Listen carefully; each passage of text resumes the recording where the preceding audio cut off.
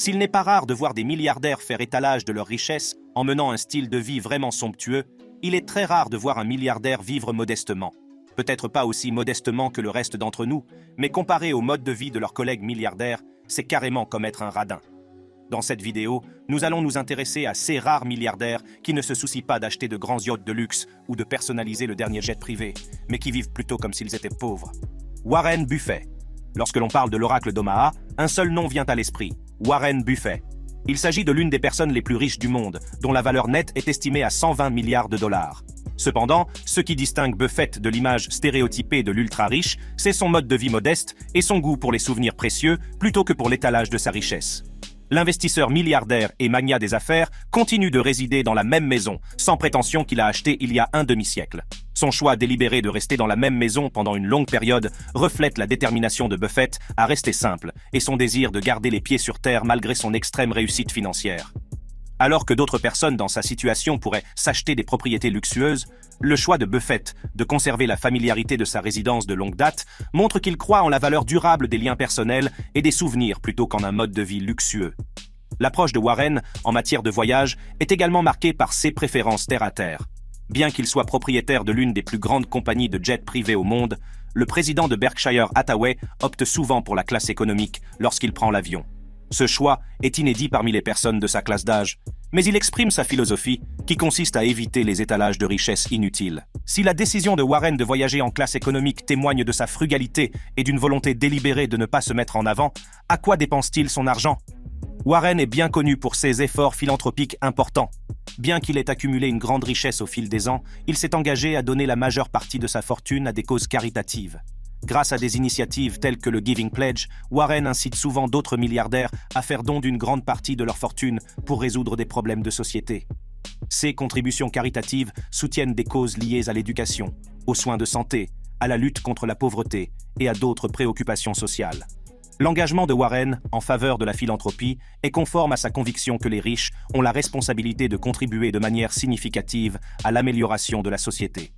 Cette approche le distingue en tant que milliardaire qui non seulement refuse de se laisser aller à un luxe excessif, mais qui cherche activement à utiliser sa richesse pour le bien commun. L'impact de la philanthropie de Warren va au-delà des dons financiers. Son plaidoyer en faveur de pratiques commerciales éthiques et de la transparence a façonné un héritage qui s'étend au-delà de ses réalisations financières. Tout cela fait de Warren Buffett un modèle d'humilité. L'amour qu'il porte à sa modeste résidence, ses choix de voyage modestes et ses initiatives philanthropiques donnent l'image d'un homme qui privilégie la substance à l'extravagance. Exemple, frappant d'humilité dans le monde des milliardaires, les choix de vie et les contributions de Warren nous incitent à repenser ce que signifie être super riche. Christy Walton. Christy Walton est la veuve de John T. Walton, l'un des fils de Sam Walton, le fondateur de Walmart. Elle a hérité d'une participation dans le détaillant lorsque son mari est décédé dans un accident d'avion en 2005. Malgré sa valeur nette de 11,6 milliards de dollars, Christy Walton est connue pour mener une vie très privée et conservatrice à Jackson, dans le Wyoming. Elle donne rarement des interviews ou fait des apparitions publiques. Elle est également une fervente chrétienne qui soutient diverses causes religieuses et éducatives. En outre, Christy a veillé à donner à son fils une éducation normale et l'a élevé dans une maison victorienne du 19e siècle en Californie. Toutefois, la milliardaire de 74 ans dépense sa fortune en faisant des dons à des œuvres de bienfaisance. En effet, après la mort de son mari, elle a fait don de sa maison, oui, cette même maison victorienne du 19e siècle en Californie où elle a élevé son fils, à une œuvre de charité et réside aujourd'hui à Jackson, dans le Wyoming. Christy est également l'un des principaux bailleurs de fonds du Lincoln Project, un super PAC anti-Trump qui a diffusé des publicités dans les États clés pendant la campagne de 2020. Elle a également financé une adaptation cinématographique de Bless Me, Ultima, un roman chicano-populaire sur le passage à l'âge adulte. Christy Walton est classée comme la plus grande femme philanthrope en fonction du montant qu'elle donne en pourcentage de sa richesse. Elle a donné des milliards de dollars à diverses organisations caritatives, en particulier celles qui se consacrent à l'éducation des enfants et à la préservation de l'environnement.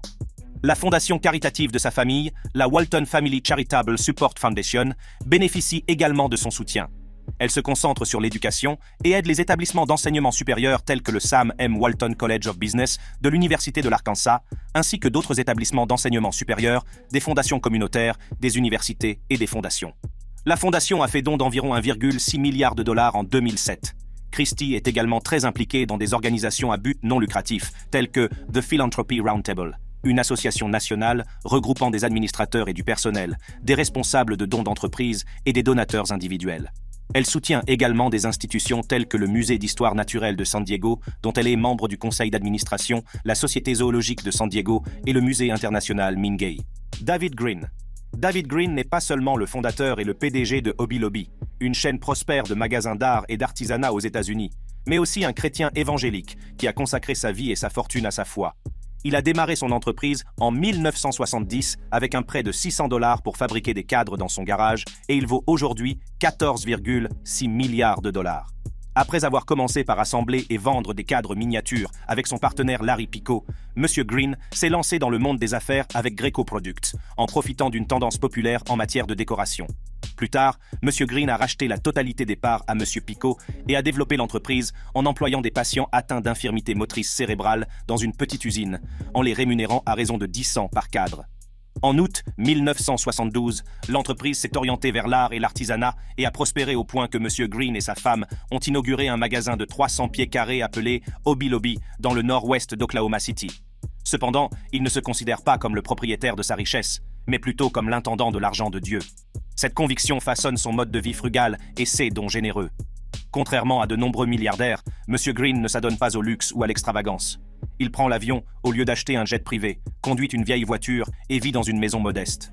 Il n'hésite pas non plus à défendre ses convictions religieuses, quitte à s'opposer au gouvernement.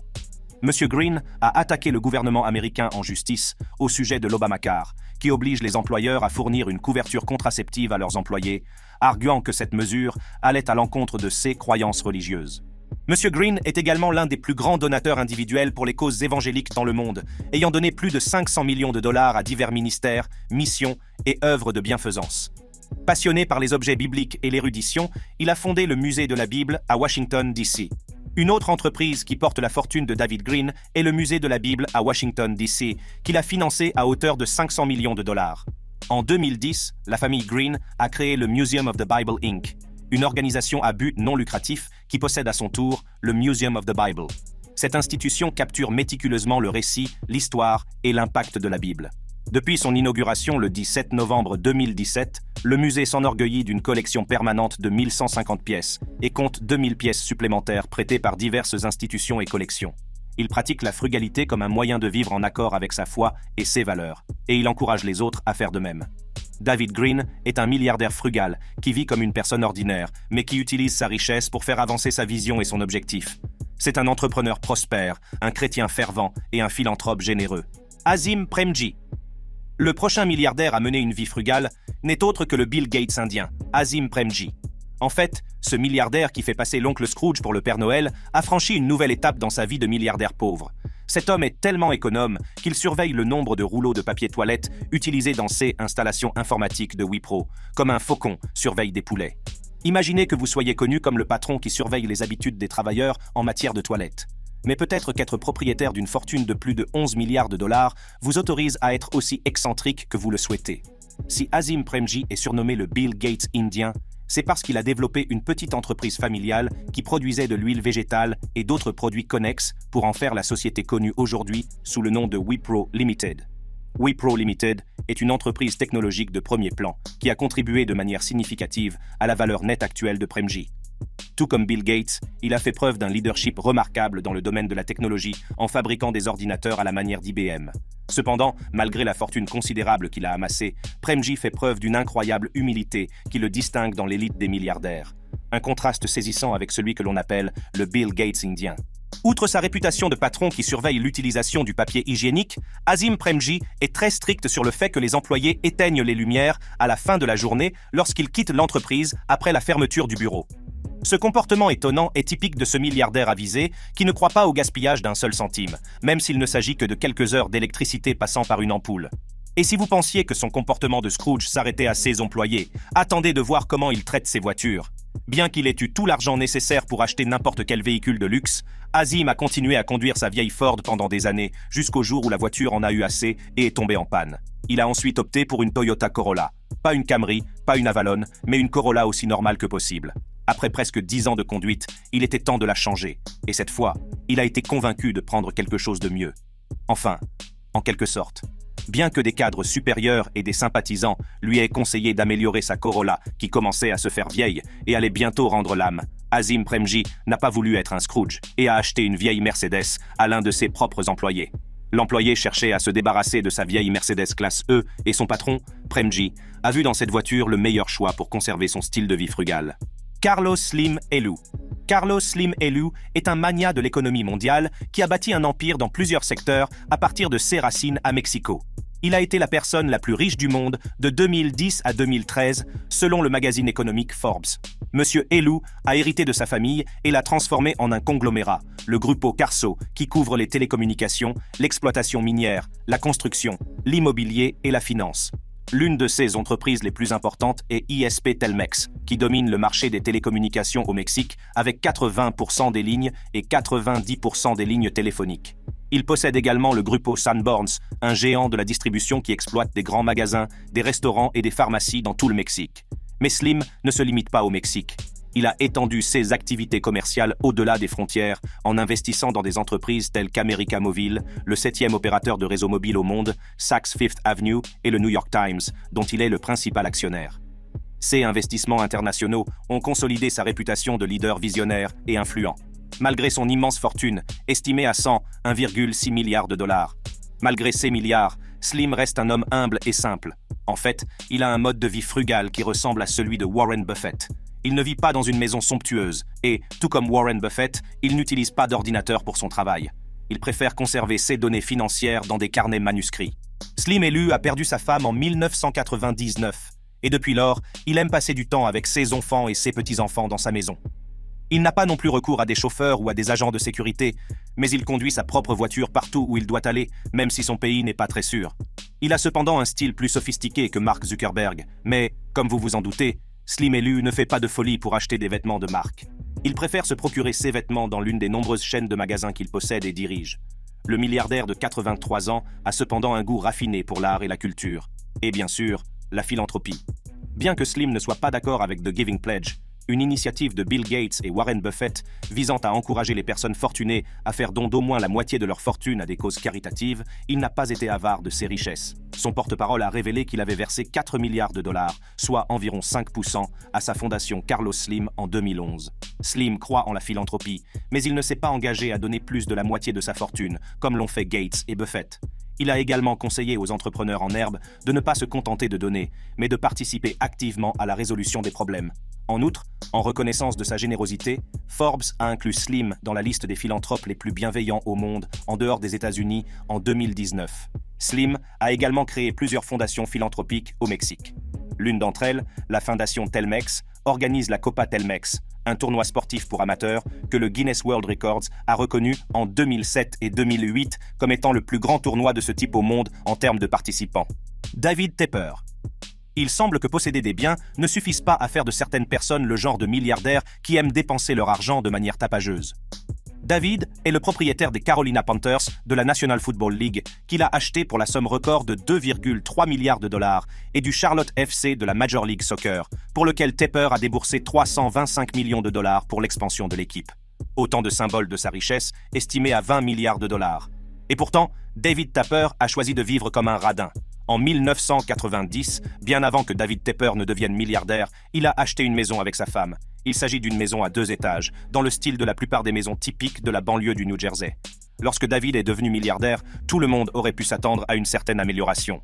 Cependant, il a refusé de déménager et a continué à vivre dans la maison avec sa famille, élevant ses 3 enfants.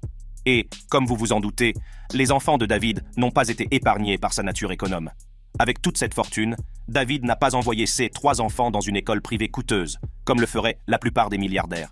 Non, ils ont tous fréquenté l'école publique, comme les gens qui n'avaient pas d'argent comme leur père. Espérons que ce n'était pas trop étrange pour ces enfants de savoir que leur père pouvait les envoyer dans une école huppée, mais qu'il les a gardés à l'école publique. De même, personne ne sourcille devant la majorité des milliardaires du monde qui possèdent plus d'une maison où ils peuvent se rendre en vacances. Par exemple, pendant l'hiver, il n'est pas rare que les gens, en particulier les riches, partent vers des climats plus chauds ou vers un chalet de ski luxueux qu'ils possèdent pour participer aux sports d'hiver. Ce n'est pas le cas de David Tepper. Fidèle à son esprit de modestie, David n'a pendant longtemps pas possédé de résidence secondaire en dehors de sa maison du New Jersey. Qu'est-ce qui a poussé David à dépenser son argent sans compter ? Il s'agit peut-être d'une leçon qu'il a apprise lorsqu'il faisait ses premiers pas dans le monde de l'investissement. À cette époque, son père lui avait confié 2 investissements, l'un dans Pennsylvania Engineering Company et l'autre dans Career Academies. La faillite de ces 2 entreprises a dû faire comprendre au jeune David que la vie est éphémère et que tout ne fonctionne pas toujours comme on le souhaite, d'où l'intérêt d'être économe. En fait, sa philosophie est résumée dans ce qu'il a dit à un journaliste qui lui demandait pourquoi il affichait une telle confiance en lui. « Je n'ai jamais eu peur de retourner à Pittsburgh et de travailler dans les aciéries. » David Cheriton. David Cheriton, professeur à Stanford, dont la valeur nette est estimée à 12,5 milliards de dollars, est une figure unique dans le monde des milliardaires. Malgré sa fortune colossale, Cheriton rejette catégoriquement l'idée d'un mode de vie typique de milliardaire. Il est également allé jusqu'à exprimer son dégoût pour un style de vie tape à l'œil, déclarant qu'il était très offensé par les manifestations extravagantes de richesse, telles que la construction de maisons avec un nombre excessif de salles de bain. Selon Cheriton, il y a quelque chose d'intrinsèquement problématique à faire des choix aussi somptueux. Contrairement à l'image stéréotypée des milliardaires, David Cheriton adopte délibérément un mode de vie modeste et terre-à-terre. Un aspect frappant de son manque de prétention est qu'il se coupe lui-même les cheveux, une tâche que la plupart des gens confieraient à un styliste personnel dans le monde des riches. Cette approche pratique de l'entretien personnel est sa façon de signaler son rejet de l'extravagance associée à la vie de milliardaire. De manière encore plus flagrante, l'adhésion de Cheriton à la simplicité s'étend à son choix de résidence. Il habite la même maison depuis 1981, ce qui témoigne d'un attachement indéfectible à la familiarité et d'un rejet de la tendance aux changements fréquents et extravagants de biens immobiliers que l'on observe souvent chez les personnes fortunées. Ce lien durable avec sa maison souligne le penchant de Cheriton pour la stabilité et son manque d'intérêt pour la recherche constante d'habitations plus grandes et plus fantastiques. De même, dans un monde où les voitures de luxe sont des symboles de statut, David Cheriton se distingue en conduisant une Volkswagen de 1986. Ce choix de véhicule, vieux de plusieurs décennies, mais toujours fonctionnel, s'écarte délibérément des voitures tape à l'œil et sans cesse améliorées que l'on associe généralement aux personnes immensément riches. La préférence de David Cheriton pour une voiture modeste va de pair avec sa philosophie générale qui consiste à rejeter tout excès inutile. Mais si David Cheriton est un peu conservateur lorsqu'il s'agit de dépenser de l'argent pour lui-même, il ne lésine pas sur les moyens lorsqu'il s'agit de rendre l'appareil aux autres. Ses efforts philanthropiques montrent qu'il veut joindre l'acte à la parole, puisqu'il a fait un don substantiel de 25 millions de dollars à l'école d'informatique de l'université de Waterloo. Ce don a permis de rebaptiser l'école David R. Cheriton School of Computer Science. Monsieur Cheriton a également étendu ses efforts philanthropiques à l'université de la Colombie-Britannique en faisant don de 2 millions de dollars. Cette contribution a été affectée au soutien de l'initiative Carl Wieman pour l'enseignement des sciences. Poursuivant son soutien aux projets universitaires, M. Cheriton a fait un don plus récent de 7,5 millions de dollars. Cette généreuse contribution a été affectée à la création d'une nouvelle chaire d'informatique, contribuant ainsi à l'excellence académique de l'institution. En outre, une partie de la donation a été affectée à la création d'un nouveau cours axé sur la pensée informatique. Tous ces actes de générosité témoignent de sa volonté de soutenir les établissements d'enseignement et de favoriser les progrès dans le domaine de l'informatique, plutôt que de se livrer à des démonstrations de richesse. Carl and Theo Albrecht. L'Europe considère souvent Aldi comme le pendant de Walmart aux États-Unis, attribuant une valeur nette de plus de 38 milliards de dollars à ses fondateurs, le duo de frères Theo et Carl Albrecht. Les frères Albrecht, qui ont connu des débuts modestes avec une mère commerçante et un père mineur, montrent une fois de plus qu'une éducation précoce peut continuer à définir à la fois leur empire commercial et leur vie personnelle, même à l'âge adulte. Cependant, ce ne sont pas seulement les premières leçons qui ont guidé les actions des frères. Theo Albrecht a vécu une expérience choquante lorsqu'il a été kidnappé et retenu en captivité pendant 17 jours. Au cours de cette pénible épreuve, son frère Carl a négocié une rançon de 2 millions de dollars. Heureusement, les ravisseurs ont été arrêtés, mais seule la moitié du montant de la rançon a été récupérée. Fait remarquable, Carl a considéré le paiement de la rançon comme une dépense professionnelle, ce qui illustre l'approche pragmatique qu'ils ont maintenue, même face à des crises personnelles. Poussés par ce malheureux incident, les frères Albrecht ont choisi de mener une vie très retirée. La résidence de Carl, identifiée comme l'une des moins ostentatoires du quartier, témoigne de leur attachement à l'absence de faste. Sa maison, décrite comme une modeste structure en A à 4 niveaux, comporte une petite terrasse et une antenne parabolique sur le toit. En outre, le choix du moyen de transport de Carl Albrecht correspond à son style de vie discret. Il conduit une Volkswagen des années 1980.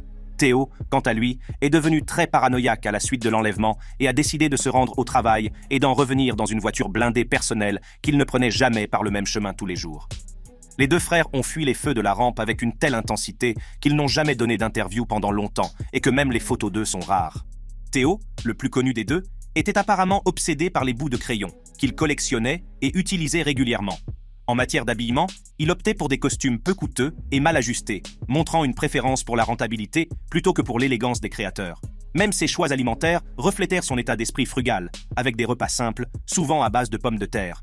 Un incident notable a illustré le dévouement de Théo à la réduction des coûts lorsqu'on lui a présenté les plans d'un nouveau magasin aux Pays-Bas. Tout en reconnaissant les mérites du projet, il a fait remarquer que le papier sur lequel les plans étaient dessinés était trop épais. Théo n'a pas mâché ses mots lorsqu'il leur a dit « Si vous utilisez du papier plus fin, nous ferons des économies ». L'attachement des frères Albrecht à la simplicité s'est étendu au-delà de leur vie personnelle et s'est manifesté dans la manière dont les magasins Aldi étaient gérés. Aldi est réputé pour son approche sans fioriture, qui met l'accent sur l'efficacité et la rentabilité de son modèle commercial.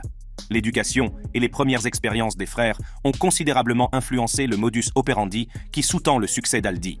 Offrir des produits de qualité à des prix abordables tout en minimisant les dépenses inutiles, ce qui n'est pas la façon de faire d'un milliardaire typique. Wang Guangyu. À suivre, Wang Guangyu, un nom autrefois synonyme d'immense richesse en Chine, qui est une étude des contradictions. Guangyu était l'ancien président du groupe Gome, le plus grand détaillant d'électronique grand public en Chine. Une fois couronné homme le plus riche de Chine, son empire de magasins d'électronique s'étendait sur tout le pays. Pourtant, derrière la façade dorée de sa fortune d'1 milliard de dollars, se cachait une vie d'une étonnante modestie, recouverte d'une méfiance quasi obsessionnelle à l'égard du tape à l'œil. Même s'il valait plus de 6 milliards de dollars, il n'habitait pas de vastes palais et ne s'ébattait pas sur des yachts privés. Son domicile, un petit appartement de Pékin qu'il partageait avec sa femme et ses 2 filles, reflétait le style de vie d'un comptable diligent, pas d'un magnat. Les articles de presse le comparaient à un vieux paysan, notant qu'il évitait l'engouement pour le golf qui balait la Chine et qu'il ne semblait pas avoir de passe-temps extravagant. Cette frugalité avait cependant des racines plus profondes qu'une simple préférence personnelle. L'enfance de Guangyu, passée à cultiver des rizières dans la pauvreté rurale, a profondément marqué son esprit d'économie. Il a également dû ramasser des débris pour survivre et a fini par abandonner l'école. Mais dans un pays aux prises avec une relation complexe avec la richesse, l'humilité de Wang avait un autre but. En effet, dans un pays comme la Chine, où l'idéologie communiste est très forte, faire étalage de ses richesses est un jeu dangereux. En effet, l'opinion publique se méfie souvent des riches. Il les considérait souvent comme des escrocs et des parasites qui étaient impliqués dans des histoires d'évasion fiscale et de pratiques commerciales sans scrupules. Cependant, en 2010, Wang Guangyu a été arrêté pour avoir manipulé le marché boursier et a été condamné à 14 ans de prison. Avant sa libération en 2020, l'homme d'affaires a continué à faire des coups d'éclat, même s'il était derrière les barreaux. Il a notamment réussi à augmenter sa participation dans Gome pour consolider son contrôle sur le détaillant à 55,3%. Par ailleurs, à l'approche de la libération de Wang, l'activité de Gome, autrefois en sommeil, a connu un regain de vitalité inattendu grâce à des injections de liquidités concomitantes. JD.com et Pinduoduo ont tous deux souscrit à des obligations convertibles et à des partenariats, injectant respectivement 100 et 200 millions de dollars. Terry Gou, milliardaire, entrepreneur et homme politique taïwanais, est le fondateur, l'ancien président et l'ancien directeur général de Foxconn. En fait, Foxconn a joué un rôle central dans l'industrie technologique mondiale, car il est réputé pour être le plus grand fabricant d'électronique à façon au monde.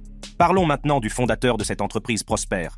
Terry Gou a toujours fait preuve d'une attitude amicale à l'égard des intérêts commerciaux de la Chine continentale tout au long de son parcours politique et commercial. Cela lui a valu d'être qualifié de vieil ami du dirigeant chinois Xi Jinping. De plus, en établissant un parallèle entre son expérience dans le monde des affaires et son identité d'outsider politique, M. Gou a été comparé à l'ancien président américain Donald Trump dans les médias internationaux. En outre, Terry Gou est également un milliardaire qui adopte un mode de vie frugal. Par exemple, Terry Gou s'est engagé à faire don de 90% de sa fortune à des œuvres de bienfaisance avant de se marier avec sa seconde épouse.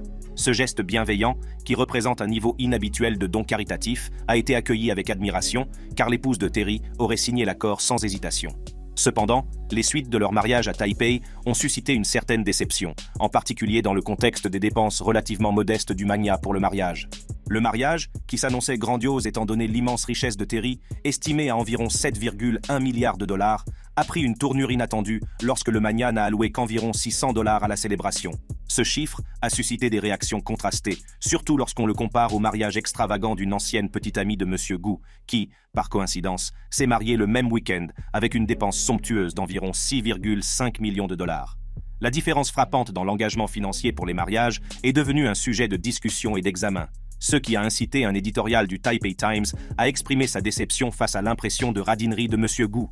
L'éditorial, tout en reconnaissant l'important engagement philanthropique de M. Gu, déplorait que les actions du mania après le mariage ne correspondaient pas au niveau de grandeur attendu. L'écart dans les dépenses, en particulier dans le contexte d'un événement aussi médiatisé qu'un mariage, a contribué à donner l'impression que M. Gu pouvait être perçu comme quelque peu frugal ou bon marché, comme l'exprimait la critique de l'éditorial. Voilà notre liste de milliardaires qui vivent comme des pauvres. Selon vous, lequel d'entre eux a le moins vécu comme un milliardaire? Dites-le nous dans les commentaires. Pour plus de vidéos, cliquez sur les cartes qui apparaissent sur votre écran.